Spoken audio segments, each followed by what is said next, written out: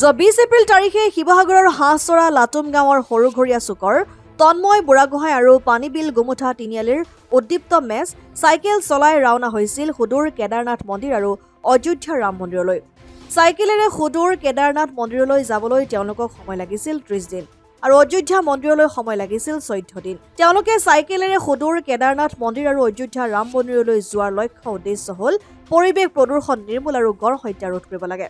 উক্ত তন্ময় বুঢ়াগোহাঁই নাজিৰা উচ্চতৰ মাধ্যমিক বহুমুখী বিদ্যালয়ৰ পৰা এই বৰ্ষৰ উচ্চতৰ মাধ্যমিক চূড়ান্ত পৰীক্ষাত কলা শাখাত সুখ্যাতিৰে উত্তীৰ্ণ হৈছে আৰু পানীবিল তিনিআলিৰ উদ্দীপ্ত মেচ পাঠশাকু মহাবিদ্যালয়ৰ কলা শাখাৰ সমাজতত্ব বিভাগৰ দ্বিতীয় ষান্মাসিকৰ ছাত্ৰ। তেওঁলোকৰ এই প্ৰচেষ্টাক এতিয়া সকলোৱে শলাগ লৈছে। শনিবাৰে পুৱাই সুশৰীৰে আহি স্বগৃহত উপস্থিত হয় শিৱসাগৰৰ হাঁহচৰা লাটুম গাঁৱৰ সৰুঘৰীয়া চুকৰ তন্ময় বুঢ়াগোহাঁই আৰু পানীবিল গুমুঠা তিনিআলিৰ উদ্দীপ্ত match. Hello' guys, welcome back to my YouTube channel. তো আমি কেদাৰনাথ পাই গ'লোৱে, 30 দিনত কেদাৰনাথ পাই গ'লোৱে।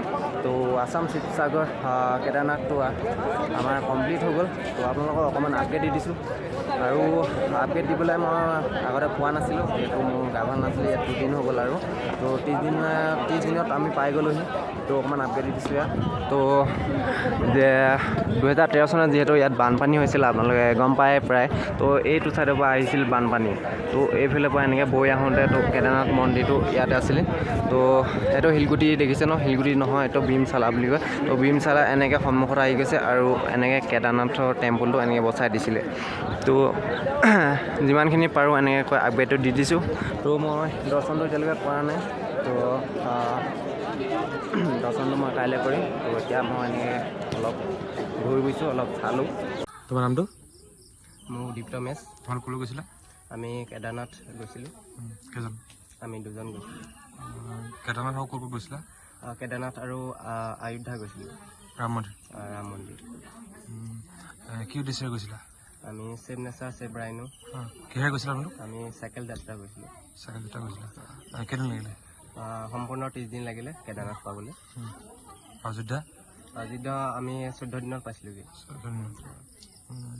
অসমবাসীক কি আহ্বান জনাবা? অসমবাসীৰ আহ্বানটো চাইকেল চলাব লাগে। তো আৰু গাড়ী মটৰ চলোৱাটো অকণমান ধোঁৱা, পৰিৱেশ অকণমান লেতেৰা কৰিছে এনেকৈ। তো চাইকেল চলাব লাগে মানুহে। তাহাঁতি 20 তাৰিখে গৈছিলে। কি উদ্দেশ্যৰে গৈছিলা? এটা উদ্দেশ্য মানে প্ৰদূষণ আৰু মানে গড়ো নাইকিয়া হৈ গৈছে। সেই উদ্দেশ্য লৈ মানে চাইকেল ৰাইড কৰিছিলোঁ। বহুত দিন লাগিলে নিশ্চয় যাওঁতে? এমাহ লাগিছে। ল'ৰাজন কিবা পঢ়ি আছে নেকি? এই এবাৰ হায়াৰ ছেকেণ্ডেৰী পাছ কৰিছে। যিহেতু ইমান কষ্ট কৰিছে, কি ক'ব এই ক্ষেত্ৰত আপুনি মাতৃ হিচাপে? কষ্ট মানে ভাল লাগিছে আৰু সি যে যিটো ভাবিলে কৰি দেখুৱালে, ভৱিষ্যতেও আৰু যাতে আগবাঢ়ি যাওক সেয়ে কামনা কৰিছোঁ। তোমাৰ নামটো? নমস্কাৰ, মোৰ নাম হৈছে তন্ময় বুঢ়াগোহাঁই। তোমালোক ক'লৈ গৈছিলা? আমি শিৱসাগৰ অসমৰ পৰা কেদাৰনাথ আৰু অযোধ্যা ৰাম মন্দিৰ গৈছিলোঁ। কিহেৰে গৈছিলা? আমাৰ চাইকেল যাত্ৰা আছিলে। কেতিয়া ইয়াৰ পৰা ওলাই গৈছিলা? আমি এপ্ৰিল মাহৰ 20 তাৰিখে গৈছিলোঁ। কেইদিন লাগিলে? সম্পূৰ্ণ এমাহ কেদাৰনাথ মন্দিৰ দৰ্শন কৰিবলৈ। কেইজন গৈছিলা তোমালোক? আমি 2জন গৈছিলোঁ। কি উদ্দেশ্যৰে গৈছিলা? আমাৰ উদ্দেশ্য এটাই আছিলে যে ছেভ নেচাৰ ছেভ ৰাইনো। এতিয়া অসমবাসীক কি আহ্বান জনাবা? অসমবাসীক এটাই আহ্বান জনাম যে চাইকেল চলাব লাগে, যে স্বাস্থ্যটো সুস্থ ৰাখিবৰ বাবে চাইকেলটো চলাব লাগে আৰু পৰিৱেশ প্ৰদূষণ নকৰিবৰ কাৰণেও চাইকেল চলাব লাগে।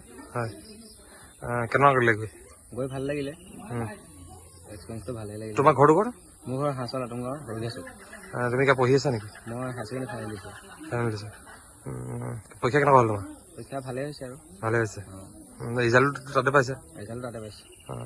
আৰু যিহেতু তোমালোকে চাইকেল লৈ গৈছে ইমান দূৰ, তোমালোকে বহুত দিনৰ পৰিকল্পনা কৰিছিলা নেকি?